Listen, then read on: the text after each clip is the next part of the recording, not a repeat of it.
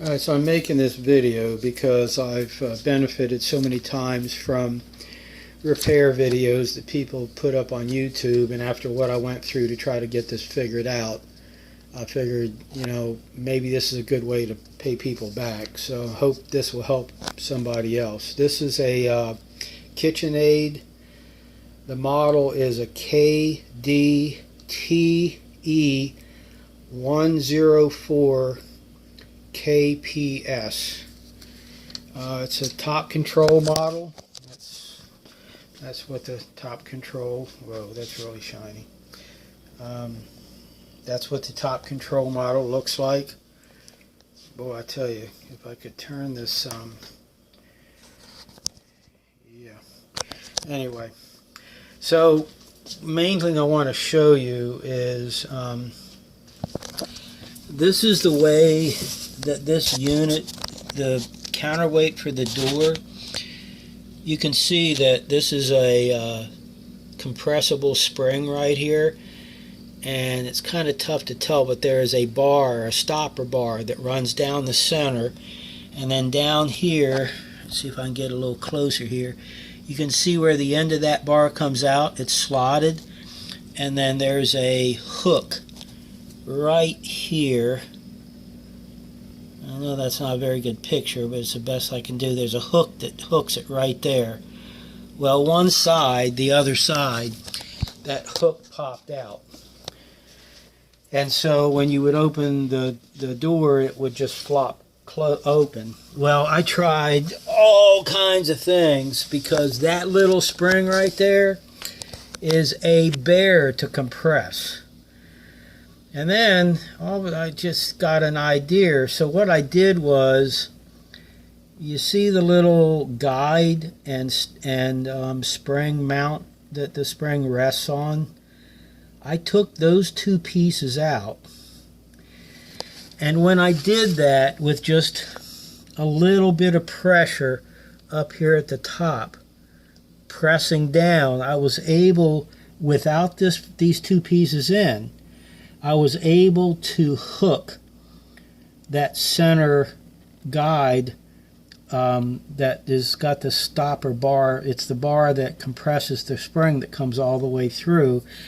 And I actually used the door to compress the spring. And if you see here, I use zip ties. So I compressed the spring as far as I could by opening the door fully.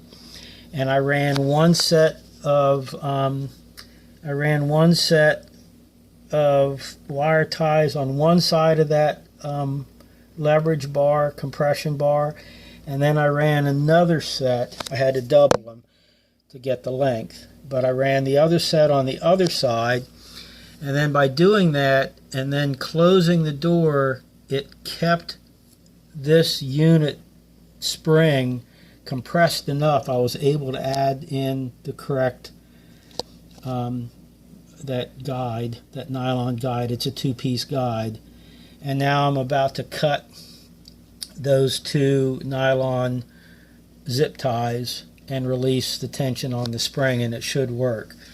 One other thing I did, if you notice right here, you may not be able to see it too well.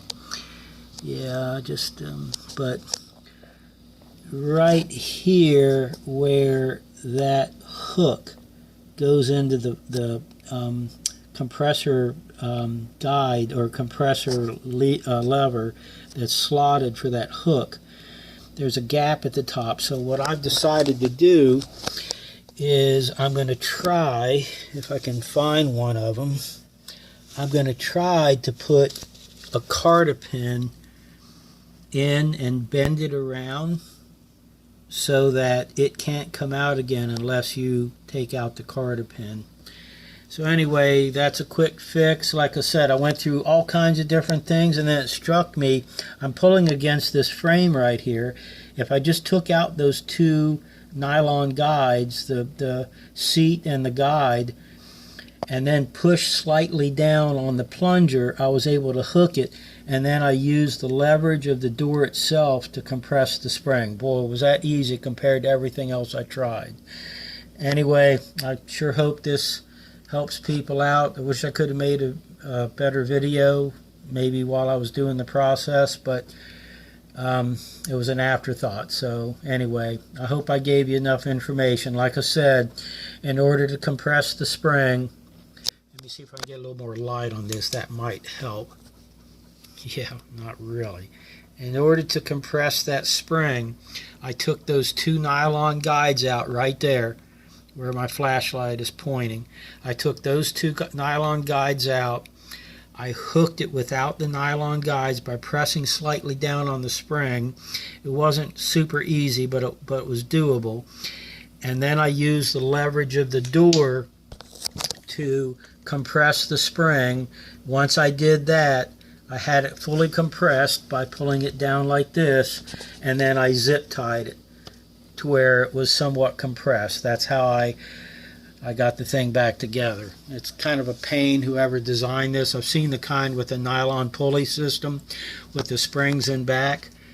Not saying this is a bad design, but if I hadn't figured out how to use that to compress it, I would have had to call someone, because it was dangerous.